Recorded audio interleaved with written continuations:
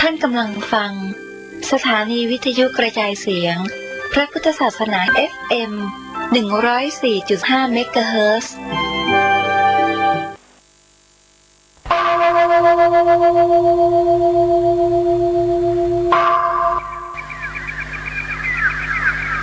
พรุ่งนี้เป็นวันพระ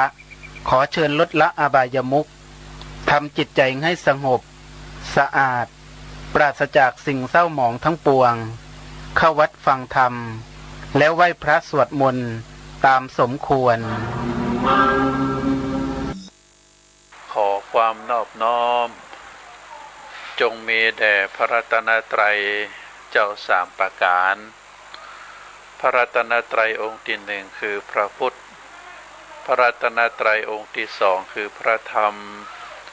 พระรัตนตรัยองค์ที่สามคือพระอริยสงฆ์ข้าพเจ้าขอเคารพนบนอบกราบไหว้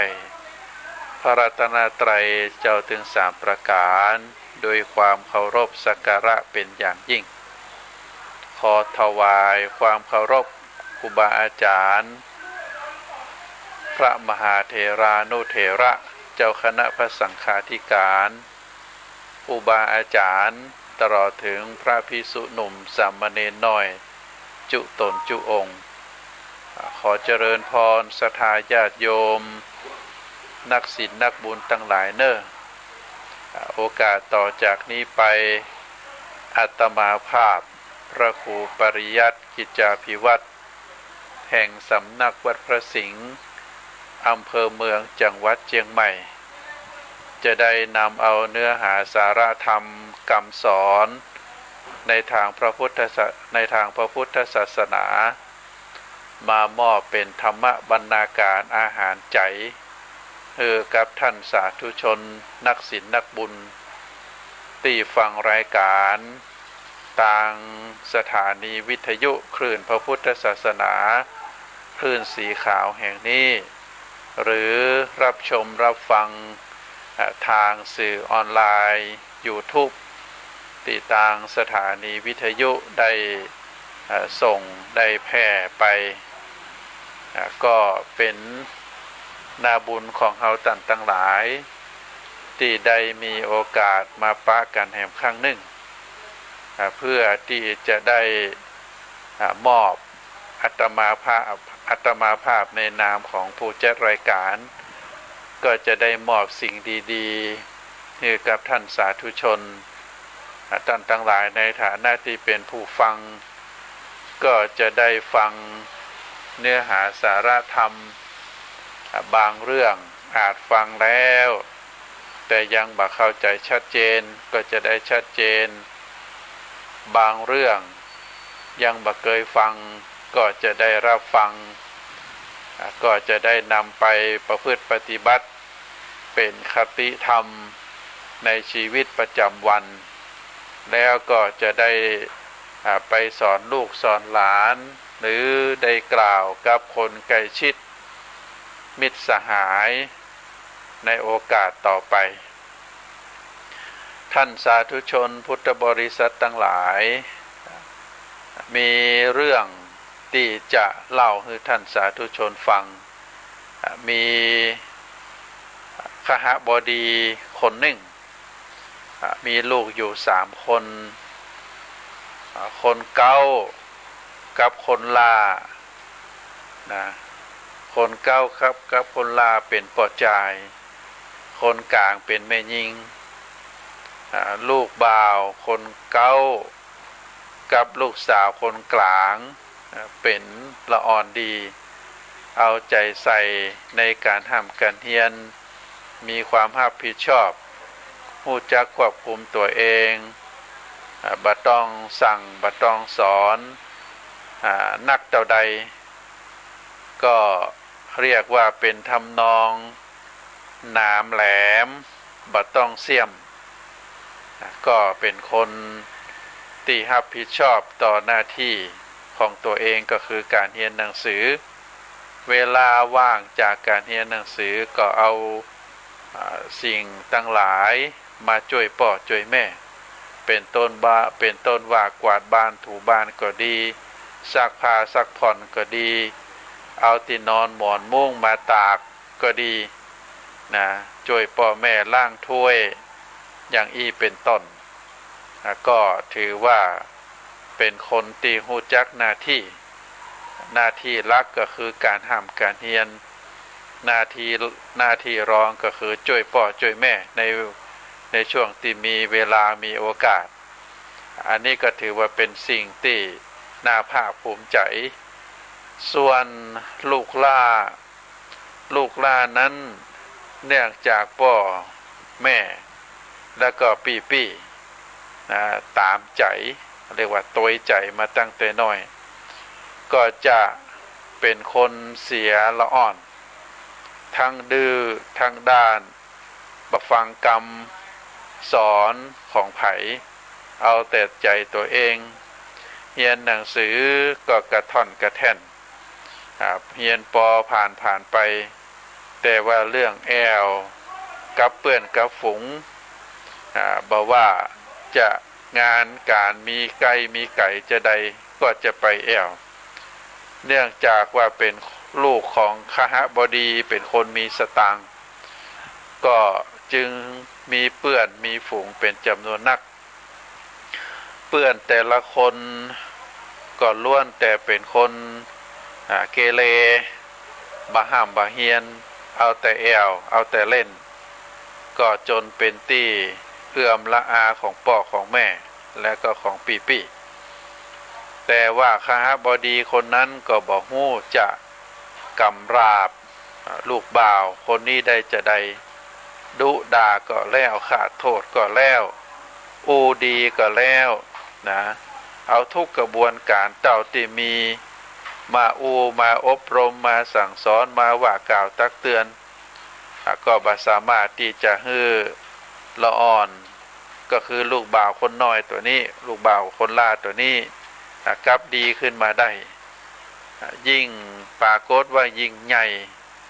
ก็ได้ก่อเรื่องก่อราวแต่ละวันบ่เว้นก็ทำให้ขาบดีคนนี้ต้องคืนหงต้องเสียกราปั๊บต้องไปขอโทษขอโพยเจ้าบ้านที่ลูกบ่าวคนล่านี่ไปรังแกไปทำร้ายหรือไปมีเรื่องมีราวจนคหบดีคนนี้ต้องเสียเงินไปกับลูกบ่าวคนล่านี่เป็นจำนวนนักอยู่มาวันหนึ่งคณะที่นั่งกินข้าวแมลงพร้อมหน้าพร้อมตากันคหบดีผู้เป็นป่อก็ได้กล่าวอบรมชื่นชมลูกในกลางวงเข้าว่าลูกบ่าวคนเก่าป่อมีความภาคภูมิใจเนอไอเนอลูกเป็นคนดีตั้งใจเฮียนตั้งใจช่วยป่อช่วยแม่ย่าการดูแลกิจการที่ป่อแม่มอบหมายป่อขอขอบใจลูกเป็นอย่างนักส่วนน้องหญิงก็เหมือนเดียวกันป่อกับแม่ก็มีความภาคภูมิใจที่เป็นละอ่อนดีเหมือนกับปีอ้ายตั้งใจทำดีฝึกฝนภาระงานที่ป่อแม่มอบให้เป็นอย่างดียิ่งขึ้นไปคนเฮาต้องมีความรับผิดชอบในตัวเองเนื้อลูกเนอะจึงจะเจริญรุ่งเรืองก้าวหน้าจะได้มีปัญญารักษาทรัพย์สมบัติที่เฮามีแล้วก็คือคงอยู่ต่อไปส่วนบาล่าซึ่งเป็นลูกคนล่าของพ่อของแม่บ่เอาอย่างปี้พ่อแม่มีความหวังไว้กับตัวลูกเป็นจำนวนนักเป็นจำนวนมากแต่ก็ผิดหวังเพราะบ่เคยทำให้พ่อให้แม่สบายใจเลยเฮาใหญ่ขึ้นมาก็บ่ฮัดใจหัวคิดอย่าว่าแต่หัวคิดเลย ลูกบ่เคยคิดว่าลูกนะเป็นลูกคนรวยจะอยู่เหนือคนอื่นแล้วก็จะเนี่ยอันหยังก็ทำตาม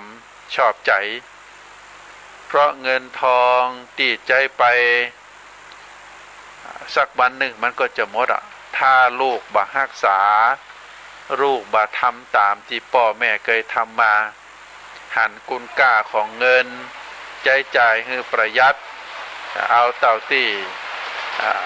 ใจต้องคือมีความระมัดระวังข้าบดีได้ล่ายาวก็ได้สังเกตหันว่าลูกบ่าวคนน้อยนั้นบ่ค่อยสนใจนั่งเมอลอยก็จึงได้สอบถามว่าเป็นอันยังไปนั่งใจลอยดูหน้าตาบ่สบายอดนอนมาตั้งคืน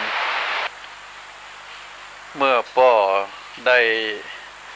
สักไซไล่เลียงลูกบ่าวคนล่าก็ก้มหน้าพร้อมกับอู้ว่าแต่ว่าผมไปเสียการพนันบอลมาครับปอกเป็นเงินอยู่100,000 กว่าบาทเขาฮื้อผมเอาไปฮื้อในวันพรุ่งนี้ผมบ่สบายใจผมกุ้มใจนอนบ่หลับผมอยากจะขอความกรุณาจากคุณป้อได้ขอเงินเอาไปใจหนี้เขาครับปอลูกบ่าวได้ฟังจะนั่นป้อนะป้อคหบดีซึ่งเป็นคนมีสตางค์พอได้ฟังจะอันแล้วก็เกิดความโกรธแล้วก็ได้ด่าลูกอย่างรุนแรงบ้างไปหาเรื่องมาแหมจนได้นึกก่อว่าเงิน100,000น่ะมันหาง่ายหรือหายากการเล่นการพนันป้อก็บอกหลายครั้งแล้วว่าจะไปเล่นถ้าเล่นมันบ่ใจได้มันมีกระเสียกับเสียเงินตีปอหามาได้โดยน้ำพักน้ำแรง2 คนแม่เนี่ยกว่าจะได้มากว่าจะมีเงินให้ลูกได้ใจเนี่ยใจเป็นเวลาหลาย10 ปีบางวันก็แทบจะบ่ได้รับบ่ได้นอนได้เซาะได้ว่าได้ทำการทำงานบ่ต้องหวังเนอะเงิน100,000นี่นะแม้แต่บาทเดียวปอกก็บ่ฮื้อจะไปเอาที่ไหนหาที่ไหนก็แล้วแต่เตอะเรื่องจะนี่ปอละบ่เข้าไปยุ่งเกี่ยวละลูกบ่าวก็อ้อนวอนนะว่าขอแหมข้างเดียวถ้าผมบ่เอาไปใจนี่เนี่ยผมตายแน่ๆแล้วก็ชื่อเสียงของคุณป้อตัวตึงชื่อเสียงคุณป้อตึงชีวิตผมก็จะหมดไปตั้งครั้งนี้ละถ้าหากว่าบ่ใจนี่เปิ้นป้อก็บอกยืนยันว่าตายเป็นตายบาทเดียวก็บ่ฮื้อนะของจะป้อตึงบอกแล้วเตือนแล้วนะลูกบ่าวได้ฟังเมื่อคุณป้อเล่นไม่แข็งนะก็จึงได้กล่าวโดยความขาดแคลนว่าคุณป้อยังเป็นป้อคนอยู่ก่อใจภาษาอะไรอย่างเนี่ยลูกกำลังจะตายลูกกำลังมีปัญหาอย่างนักยังบ่ยอมช่วยแล้วก็ยังมาด่ามาว่ากล่าวแหมสัตว์มันยังฮักลูกเมื่อลูกเดือดร้อนก็จะปกป้องลูกของมันป้อเป็นคนแต้บ่ฮักลูกเลยอันนี้คือกำอูของลูกบ่าวอูไปโดยความโกรธโดยความน้อยใจตามภาษาที่เป็นลูกหลานก็จึงได้ว่าป้อไปอย่างรุนแรง ข้าบดีผู้เป็นป่อเมื่อได้ยินแทนที่จะโกรธก็กลับมีใจเย็นลงหน่อยหนึ่งคิดอยู่ก่อนแล้วว่าคืนนี้จะแอบไปใจหนีแต่ลูกแต่ก็ต้องทำขึงขังเพื่อให้ลูกได้สติแต่ลูกได้ยินป่อซึ่งบักเกยดารุนแรงจะอี้ก็กลับเตลิดไปใหญ่เศรษฐีจึงต้องทำใจเย็นแล้วก็ใจแข็งไว้ปากแข็งไว้ว่าบ่ช่วยครั้งนี้จะเป็นตายไล่ดีก็จะได้กระตึ้งบ่ช่วยลูกล่าได้โขดป่อหัวฟัดหัวเวียงเข้าไปห้องปิดประตูเงียบครุ่นคิดหาวิธีที่จะหาเงินมาใช้หนี้การพนันบอลหากบ่ได้เงินมาใช้หนี้แล้วเจ้าหนี้ต้องเอาตายแน่แล้วก็คงจะประจานฮือเปื้อนฮือฝูงได้หู้ได้ยินก็คงจะอายจะเปิงป้อก็บ่ฮือปรากฏว่าคืนนั้นเตียวในห้องเตียวไปเตียวมาเมื่อที่สุดก็นอนลงแต่ก็นอนบ่หลับความคิดฟุ้งซ่านสักกำหนึ่งก็ปรากฏว่าความคิดที่บ่ดีเปิ้นห้องว่าความคิดอุบาทแวบขึ้นมาในสมองของลูกบ่าวคนล่าคิดถึงกรรมสุดท้ายของป่อที่ว่าป่อตายเสียก่อนแล้วก่อยเอาป่อโดยความกรรมรุนแรงด่าลูกแล้วบอกว่าถ้าจะได้ก็ถ้าจะเอาเงินแสนนี่ไปใช้เนี่ยป่อตายเสียก่อนแล้วจึงก่อยเอาไปปอกรรมนี้แวบขึ้นมาในสมองลูกบ่าวคนลาก็สรุปว่าต้องฆ่าป่อเป็นคนมีสมบัตินักเมื่อป่อตายแล้วสมบัตินั้นก็จะต้องถูกแบ่งออกเป็น3ส่วนเฮาจะต้องได้ส่วนหนึ่งแค่ส่วนเดียวก็มีเป็นจำนวนนักปอที่จะใจนี่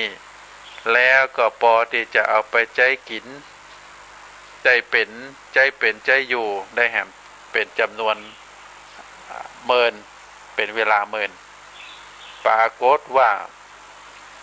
ความคิดบดีความคิดชั่วก็บ่หยุดเพียงแค่นั้นคิดต่อไปว่าจะใช้วิธีใดที่จะฆ่าป่อหือตายคืนนี้ต้องเข้าไปในห้องป่อแล้วก็เอามีดโกนปาดคอป่อหือตายปาดคอป่อหือขาดตื่นเจ้าขึ้นมาก็จะได้ทรัพย์สมบัติอันนี้เป็นความคิดง่ายๆความคิดแบบละอ่อนความคิดแบบบาดคิดหน้าคิดหลังแล้วก็ลุกขึ้นมาลูกบ่าวคนลาก็คือลุกขึ้นมาเปิดลิ้นจักโต๊ะ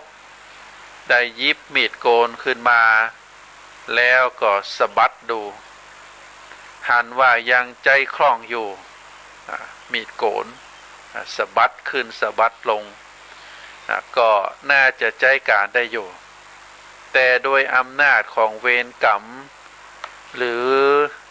เป็นอย่างใดบ่ฮู้ทำให้ลูกบ่าวคนล่านั้นว่ามีดโกนเล่มนี้บ่ได้ใจมาเป็นเวลานานแล้วจะคมหรือว่าบ่คมละลองปาดถ้าเฮาปาดคอป่อทีเดียวเนี่ยจะทำให้คอขาดหรือบ่ขาดเพราะว่าบ่ได้ใจเมินจะลองดูก่อนเมื่อทดสอบดู เขาก็ไปนั่งหน้ากระจกแล้วก็ลองเอามีดจ่อคอดูแล้วก็ทำท่าปาดคอแต่โดยที่ตัวเองอยู่ในอารมณ์ที่ไร้สติขาดการควบคุมเขาก็จึงกระชากมีดอย่างแรงมีดโกนก็คือมีดโกนวันยังค่ำมันบ่ได้เข้าไผออกไผแล้วก็ยังคมกริบอยู่โดยแรงกระชากเพียงข้างเดียวปรากฏว่าหลอดคอของเขาก็ขาดสะบั้นเลือดกระฉูดเขาล้มลงที่เก้าอี้เลือดไหลนองปื้นดินทุรนทุรายแล้วก็ออกเสียง2-3 หนแล้วก็หน้านิ่งไปความคิดและชีวิตอันโศกโศกของเขา ก็ได้จบลงอย่างน่าเวทนาก็กว่าที่พ่อแม่อ้ายแล้วก็พี่สาว จะเข้าห้องได้ก็ปรากฏว่าลูกบ่าวคนล่านั้นได้เสียชีวิตลงไปเรียบร้อยแล้วตายไปพร้อมกับหนี้ก้อนใหญ่ซึ่งบ่สามารถที่จะใช้หนี้ได้เนื่องจากว่าเจ้าหนี้นั้นได้เสียชีวิตลงเศรษฐีก็มีความเศร้าใจโดยเฉพาะแม่ก็มีความเศร้าอกเสียใจคหบดีคนนั้นก็มีความเศร้าอกเสียใจเรื่องที่เกิดขึ้นบ่คิดว่าลูกจะทำแบบนี้แต่โดยเรื่องที่เกิดขึ้นโดยเกิดขึ้นนั้นก็เพราะว่าเป็นความคิดที่บ่ดีเป็นความคิดที่อัปยศเป็นความคิดที่โสมมเป็นความคิดที่ชั่วช้าเกิดขึ้นกับลูกบ่าวคนน้อยเนื่องจากการติดหนี้การพนันคิดจะฆ่าพ่อเพื่อที่จะแบ่งเอาสมบัติไปใช้หนี้แต่จริงๆแล้วพ่อก็จะไปใจฮื้อแต่ที่ด้วยอู้กำจาที่รุนแรงนั้นเพื่อที่จะฮื้อลูกบ่าวคนล่าได้เกิดสติเกิดความรู้สึกว่าสิ่งที่ตัวเองทำไปอยู่ตลอดนั้นมันเป็นเรื่องที่บ่ดีเป็นเรื่องที่ทำฮื้อครอบครัวฮื้อคุณพ่อคุณแม่มีความทุกข์อกทุกข์ใจอันนี้ก็เป็นเรื่องที่เกิดขึ้นเล่าให้ศรัทธาญาติโยมฟังเพราะฉะนั้นศรัทธาญาติโยมทั้งหลายการเลี้ยงลูกนั้นมีข้อที่ต้องระมัดระวังอย่างหนึ่งก็คือการตามใจลูกในทางที่บ่ถูกต้องเช่นเป็นต้นว่าตามใจพ่อฮักด้วยหานว่าเป็นลูกคนสุดท้องก็ดีตามใจเพราะกลัวลูกจะเกลียดกลัวลูกจะจังเมื่อดุเมื่อด่าว่าเขาก็เลยบักกล้าว่าบักกล้าดุด่ากลัวลูกจังตัวเองตามใจเพราะต้องการให้ลูกตัวเองนั้นเด่นกว่าลูกของคนอื่นจะอีก็มีการที่พ่อแม่ได้ตามใจลูกแล้วก็ทำให้ลูกเหลิงและบ่ฮู้จักความรับผิดชอบบ่ฮู้จักความผิดความถูกบ่สามารถแยกแยะว่าอันหยังควรอันหยังบ่ควรรวมถึงทำอันหยังก็บ่จ้างเพราะสิ่งที่เขาได้รับทุกวันนั้นล้วนแต่เป็นสิ่งที่ถูกใจและบ่ต้องออกแหงพ่อแม่และพี่ก็ทำให้ตั้งนั้นเลยทำให้เสียเด็กเสียคนไปกลายเป็นคนยิบโยงบ่รับผิดชอบทำอันหยังบ่เป็นทำอันหยังก็ตามความชอบใจของตัวเก่าไผคัดบ่ได้ แสดงอาการบ่พอใจและก็ก้าวร้าวออกมาเมื่อบ่สบอารมณ์แต่เรื่องนี้หาใจความผิดของลูกคนนั้นก็บ่ใจ ก็เพราะเขาได้รับการบ่มเพาะลักษณะเช่นนั้นมาจากผู้ใหญ่จากการตามใจ และการพเนาพนอฟูมฟักเหมือนกับไข่ในหินละอ่อนก็เลยเสียคนและก็ได้รับความหายนะจากการคิดที่บ่ถึงของผู้ใหญ่โดยเฉพาะพ่อแม่ที่ตามใจลูกของตัวเองจนเสียคนเพราะฉะนั้นท่านสาธุชนทั้งหลายเฮาท่านทั้งหลายในฐานะที่เป็นพ่อคนแม่คนบางสิ่งบางอย่างเฮาต้องใจแข็งจะไปโดยใจลูกทุกสิ่งทุกอย่างอันยังก็ยะฮือหมดซักผ้าก็ซักฮือกับกินก็ทำฮือลูกจะทำอันยังก็บ่ฮือทำกลัวลูกตุกกลัวลูกอายอันนี้เป็นสิ่งที่ผิดเนอะสถาญาติโยมการที่คนคนหนึ่ง มีนิสัยเสียมีนิสัยที่บ่เป็นที่ชอบของคนทั้งหลายมีนิสัยที่เคยว่ามาแล้วก็คือหนึ่งเอาใจตัวเก่าเนี่ยยังบ่เป็นคนที่เอาแต่ใจตัวเองบ่รับผิดชอบนะใครคัดใจบ่ได้แสดงอาการบ่พอใจและก็ความก้าวร้าวออกมาเมื่อประสบอารมณ์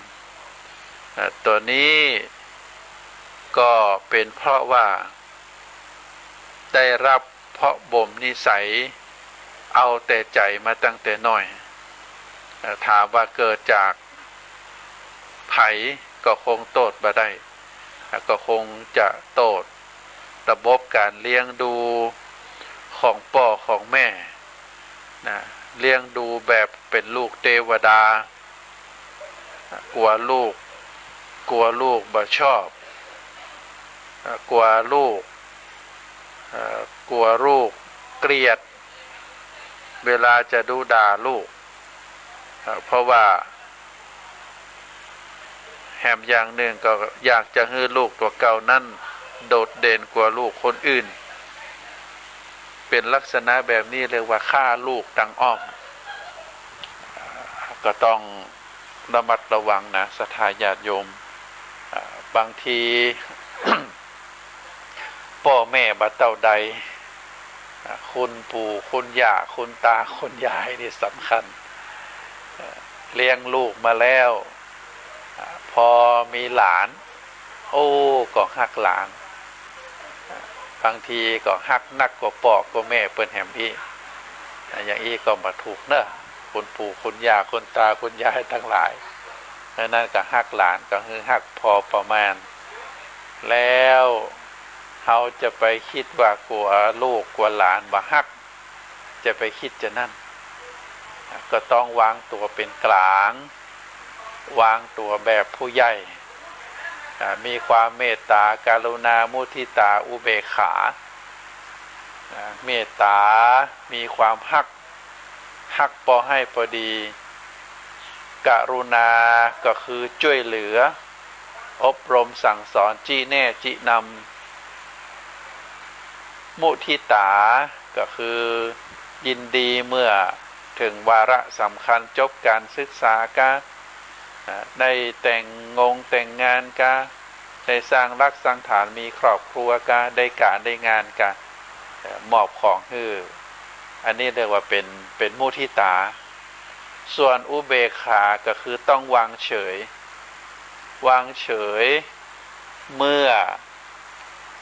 ลูกหลานคนนั้นประสบเคราะห์กรรมประสบหายนะ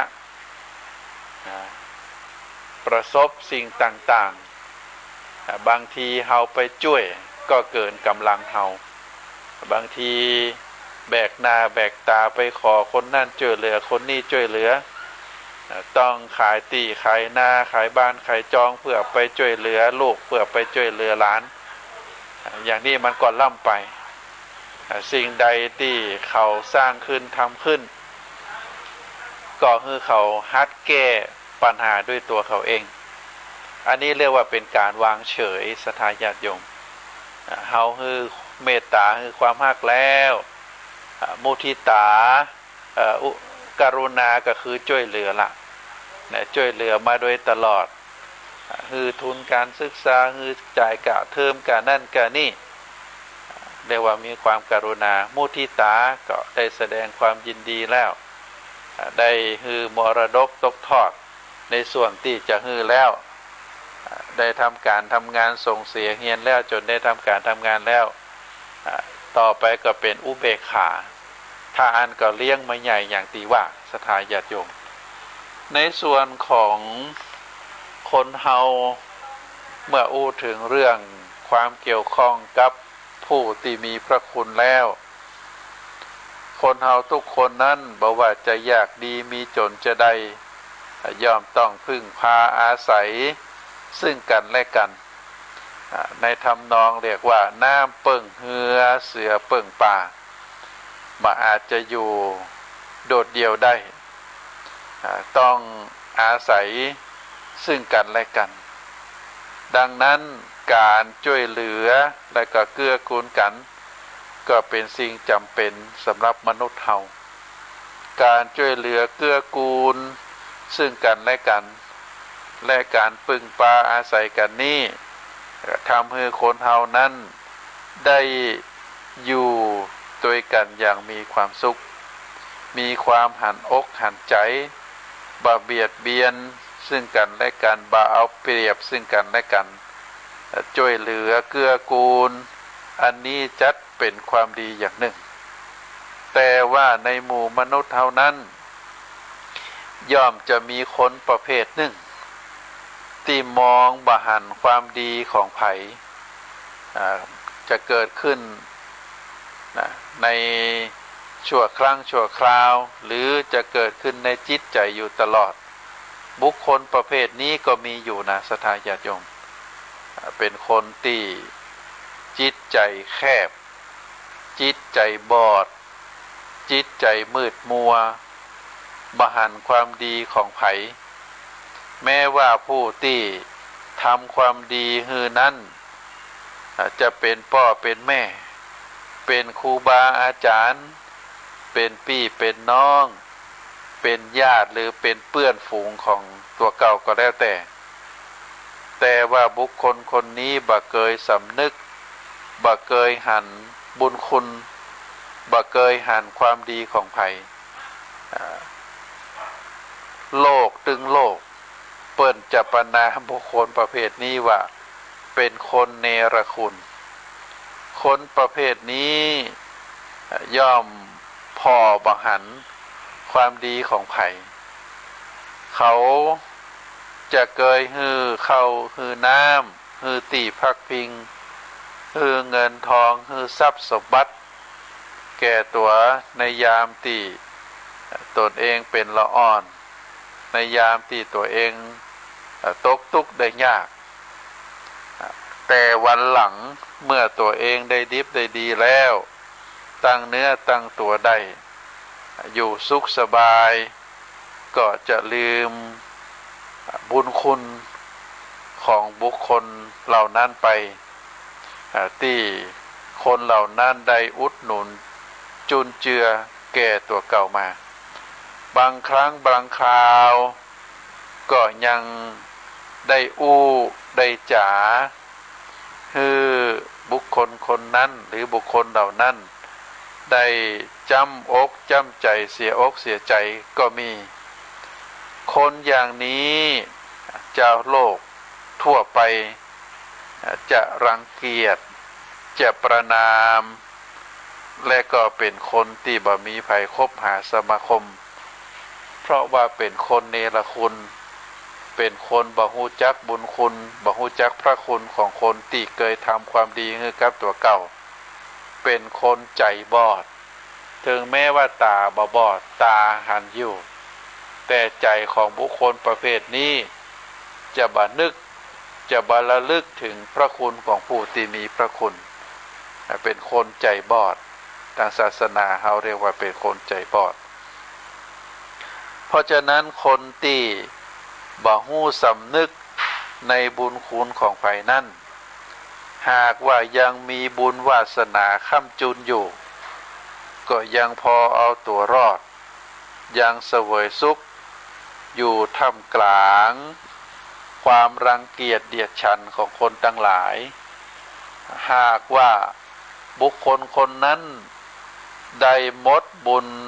หมดวาสนาหรือตกอับขึ้นมาในยามเมื่อมีความจำเป็นบางประการที่จะต้องอาศัยไว้วานคนอื่นเพื่อช่วยเหลือขึ้นมาเขาคนนั้นก็จะถูกเมินหน้าบ่ได้รับความช่วยเหลือจากไผๆต้องกลายเป็นคนบางทีบางครั้งเปิดก็ห้องว่าหมาหัวเน่าบ่มีไผเป็นพวกบ่มีไผเป็นบ่มีไผฮักบ่มีไผที่จะช่วยเหลือไผก็ตามที่ถูกญาติพี่น้องหรือเพื่อนฝูงทอดทิ้งบ่แยแสบ่อยากให้ความช่วยเหลือบ่อยากจะคบหาสมาคมด้วยนั่นก็ลองสำนึกลองตรีตรองตรวจตราขวางตัวเฮาพอเนอร์สถานญาติโยมเฮานั้นจะเป็นคนประเภทไหนเป็นคนเนรคุณก็อาจจะหันตัวเฮาได้ชัดเจนขึ้นแต่อาตมาเชื่อว่าหมู่เฮาตั้งหลายในฐานะที่ใกล้ชิดพระพุทธศาสนาเคารพเลื่อมใสในพระรัตนตรัยแล้วก็จะมาเป็นคนจะนั่นเฮาตั้งหลายเป็นคนดีเป็นคนที่มีความเคารพพ่อเคารพแม่เคารพครูบาอาจารย์เคารพผู้ที่มีพระคุณบ่ลืมบุญคุณไผง่ายๆเมื่อมีโอกาสก็ได้หาช่องโอกาสไปตอบแทนพระคุณต่างหลายเหล่านั้นตามกำลังศรัทธาตามกำลังสติปัญญาตามที่ต่างหลายเหล่านั้นเคยช่วยเหลือเฮาเพราะฉะนั้นเกิดเป็นคนแล้วถ้าเฮานั้นได้สำนึกบุญคุณสำนึกพระคุณของคนที่เคยทำความดีทำประโยชน์ให้แก่ตัวเฮาไว้จะได้แล้วก็จะสำนึกถึงความดีงามความดีความงามอย่างอื่นนกกาที่เคยกินผลไม้ของต้นโพต้นไทรเมื่อหมดไปแล้วนกกาสัตว์สิ่งต่างหลายศรัทธาญาติโยมเวลาต้นโพต้นไทรต้นผลหมากหลากไม้มีผลสุกนกกาต่างหลายสัตว์ต่างหลายสัตว์ตัวเล็กตัวน้อยแม้แต่พลังแมลงผึ้งก็จะบินมาตอมต้นไม้เหล่านั้นได้ดมได้สูดเอาน้ำหวานได้เก็บเกี่ยวกินผลไม้ที่สุกที่ตกที่หล่นแล้วก็ได้เก็บกินใบไม้ใบอ่อนเมื่อต้นไม้เหล่านั้นได้หมดผลหมดใบหมดสิ่งที่ตัวเองจะกินแล้วบรรดานกกาสัตว์ทั้งหลายก็จะบินจากไปแบบบาเหลวหลังการกระทำจะนี้ก็บาหน้าตำนี้เพราะว่าบรรดาสัตว์ทั้งหลายเหล่านั้นเป็นสัตว์เดรัจฉานก็มีปกติของมันอย่างนั้นแม้แต่ไก่นั้นเกิดออกจากไข่เพราะแม่ไก่ฟูมฟักแล้วแม่ไก่ ก็ได้คุยได้เขี่ยคือลูกไก่ได้กินได้จิกได้กินจนเติบใหญ่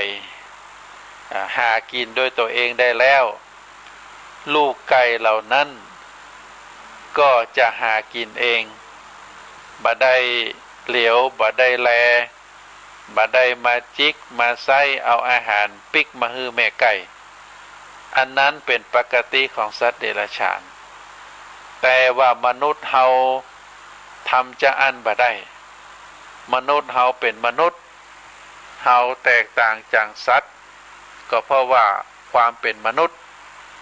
ความมีคุณธรรมความมีจิตใจสูงคนเฮาจะแตกต่างจากสัตว์เดรัจฉานก็เพราะว่ามีจิตใจสูงเพราะคนเฮานั้นบ่ใช่สัตว์เดรัจฉานที่ปราศจากความคิดเหมือนนกเหมือนกาเหมือนไก่แต่เฮาเป็นคนเฮามีความฮักมีความกตัญญูต่อผู้ที่มีพระคุณพ่อแม่เปิ้นฮือเลือดฮือเนื้อฮือชีวิตเฮาได้เลี้ยงเฮามาตั้งแต่น้อยแต่แบเบาะก็เพราะว่าเปิ้นฮักเฮานอกจากฮือเลือดฮือเนื้อฮืออวัยวะฮือชีวิตจิตใจเฮาแล้วพ่อแม่ก็ยังได้พร่ำสอนได้แนะนำเมื่อเปิ้น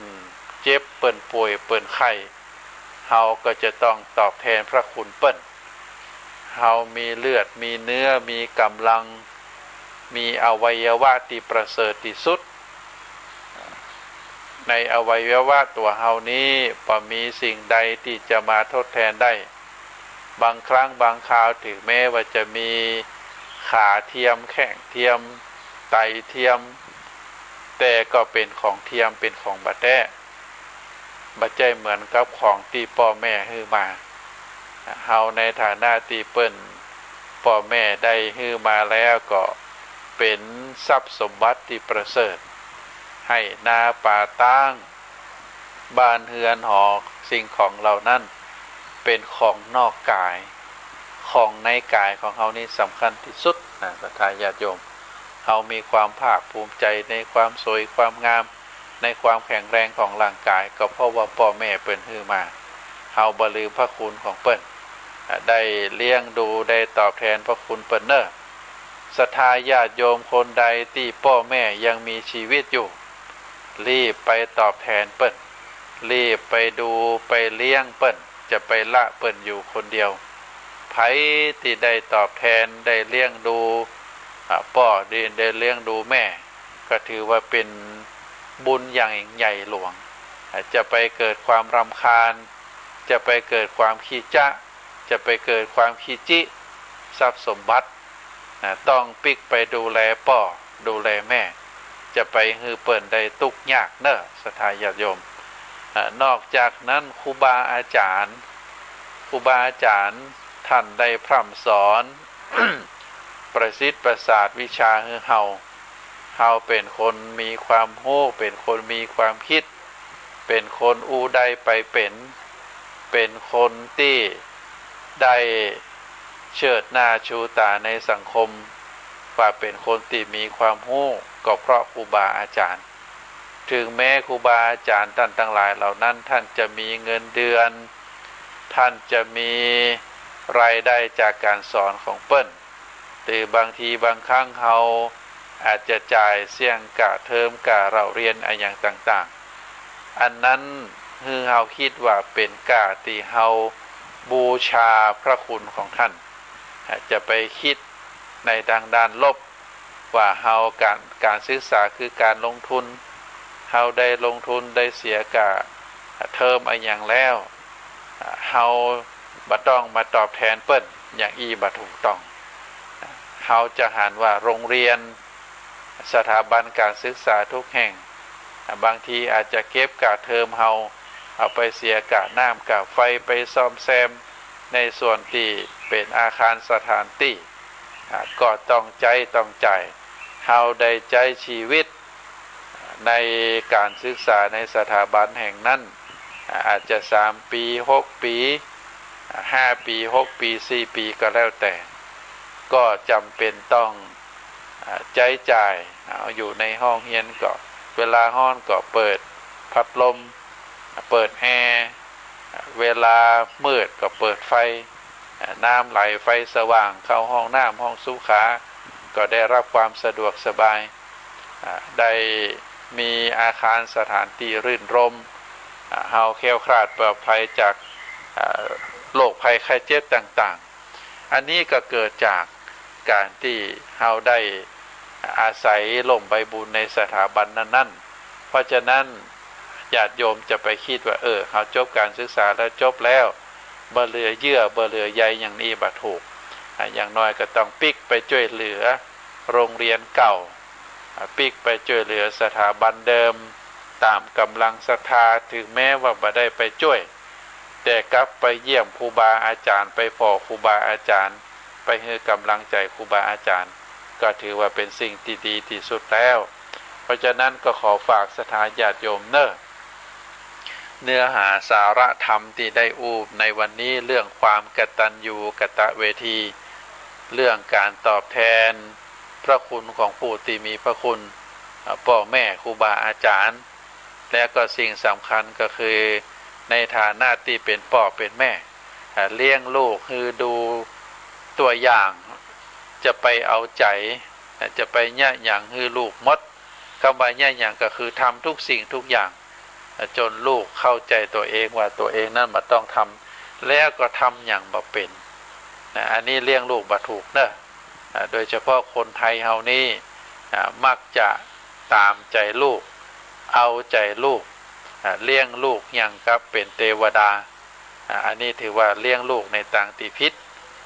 เฮาจะต้องให้ความเข้มแข็งให้ลูกได้รับความลำบากพ่องเพื่อที่ในวันข้างหน้าถ้าหากว่าลูกคนนั้นบ่มีเฮาแล้ว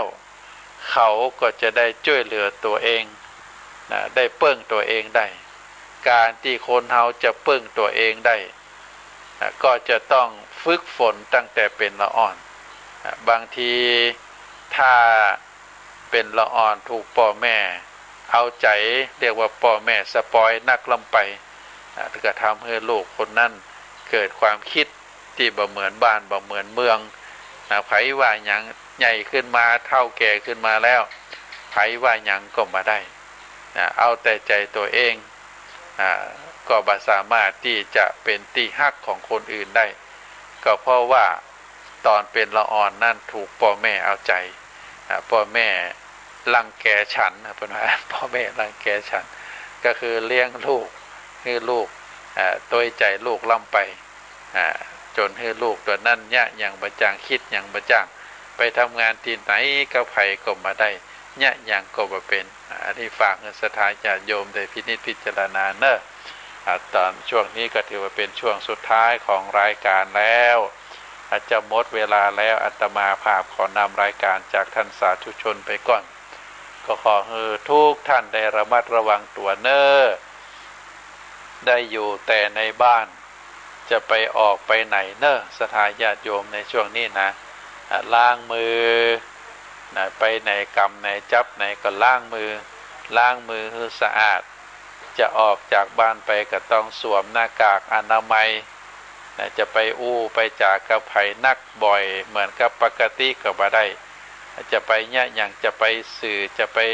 อย่างกันก็รีบแล้วก็ปิกเข้าบ้านเข้าจองเนอะจะได้แคล้วคลาดปลอดภัยก็ขอให้บุญกุศลคุณงามความดีสิ่งศักดิ์สิทธิ์ได้ปกปักรักษาคุ้มครองศรัทธาญาติโยมนักศีลนักบุญทั้งหลายให้มีความสุขความเจริญเนอะศรัทธาญาติโยมขอเจริญพร